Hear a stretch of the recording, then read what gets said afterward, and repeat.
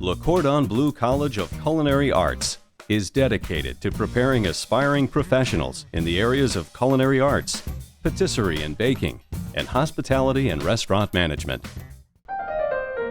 Disaster Planning and Response Art Rescue is a first responder for the world of art, providing planning, packing, evacuation, conservation, and storage for all your treasured possessions. Paperweights are the crown jewels of glass artistry. You can discover both antique and modern paperweights at the L.H. Selman Gallery in Chicago's Fine Arts Building.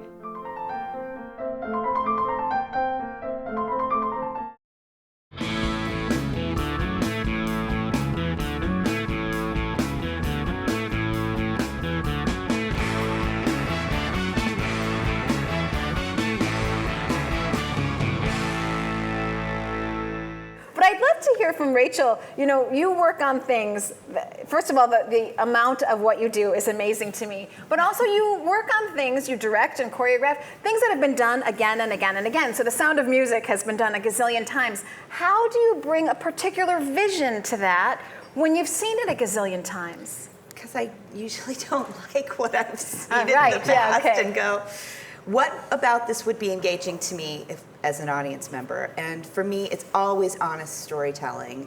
And I don't think that children walk around acting adorably all the time and bursting into unison song when they say in the script 2 pages before that they don't know what a song is, and then all of a sudden they all know the same dance. It just doesn't really make a lot of sense to me. So we just wanted to, you know, tell an honest story. How did you get around that?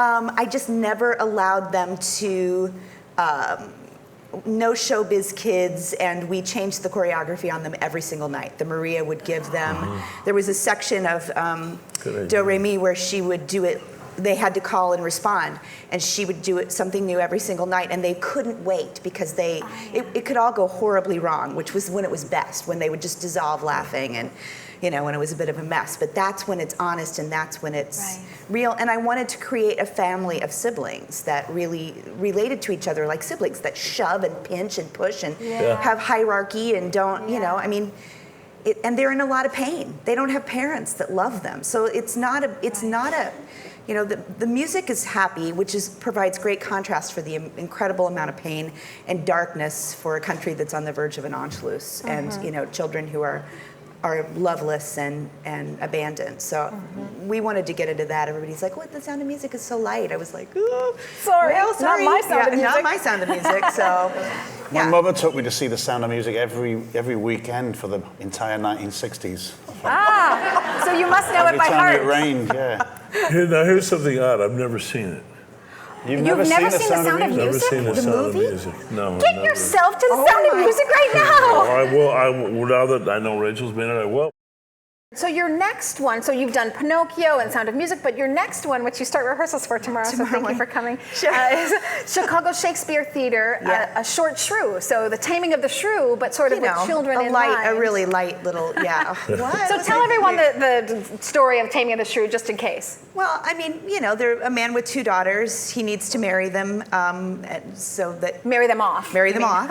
And one is supposedly lovely and beautiful, and the other one is called the Shrew. And so a man named Petruchio comes looking for money and wants to marry her, and basically throughout the rest of the play tames her, or in my production, unburdens her from this kind of expectation that's falsely been put on her by everyone around her.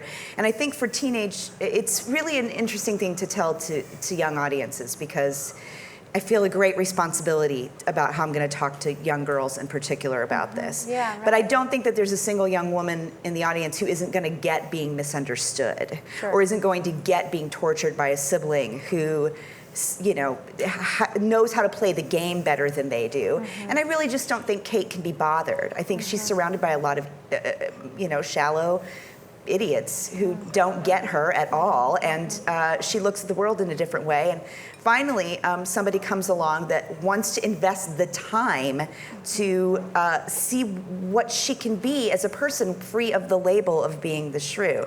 When, you know, I just feel like it's kind of like we write girls off for a period of about 4 to 5 years, and it really feels to me like it's a cop-out on our end because it is a pain in the ass to try to love them through that really tough time. It's a Well, hard not only one. that, but then they change in that time, and so they go from actually sort of being their true selves to what society gonna kind be. of And- wants them to be. Yeah, So and I yeah. love when people say, "Oh, they'll come back to me someday." What if they don't? I have a 17-year-old daughter, and here we she's go. right in that age right now. And the funny thing is that she's incredibly interesting to me right now. I mean, we have really wonderful. challenging conversations So she's challenging you. Which all the is time. neat. All the time. Yes. I mean, you know, I made an etching a few weeks ago that I thought was very nice and very funny, and she goes, "It's not nearly as nuanced." But you know what? Here's Giving you some grief. Here's the worst part. She was right. Yeah. Ah, that's yeah. the best. Yeah.